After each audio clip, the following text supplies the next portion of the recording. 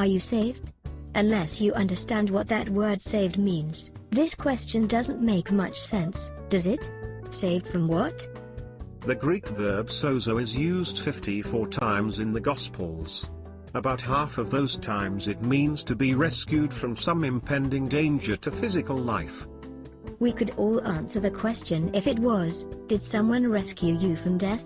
That is a yes or no question. If you were drowning and someone pulled you out of the water, you would know right away you had been saved. But the other half of the 54 times is not so clear. How can anyone be saved from sins? Once we see that the first meaning of the word sozo is to be rescued, we understand that sozo means to protect, to keep alive, and to deliver. The Bible tells us that we need to be rescued from more than physical perils. If we are going to stay alive, we need to be rescued from the consequences of sin. Those consequences are spiritual death, punishment, and eternal misery. Salvation is a lot more than an admission ticket to heaven. If Jesus is going to save his people from their sins, he has to rescue them from their spiritual death, from the punishment they deserve, and from the misery that is bound to follow. Salvation is about so much more than getting into heaven.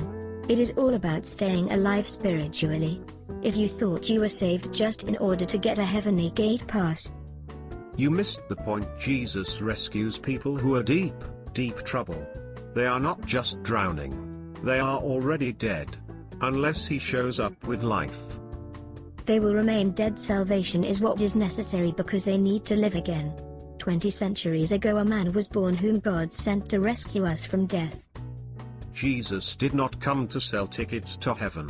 He came to give us artificial respiration.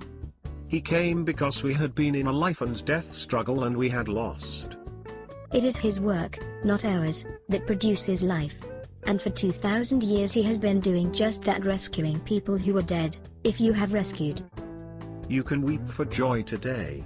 The lifeguard has arrived. Thank God for rescuing your soul from spiritual death, punishment, and eternal misery.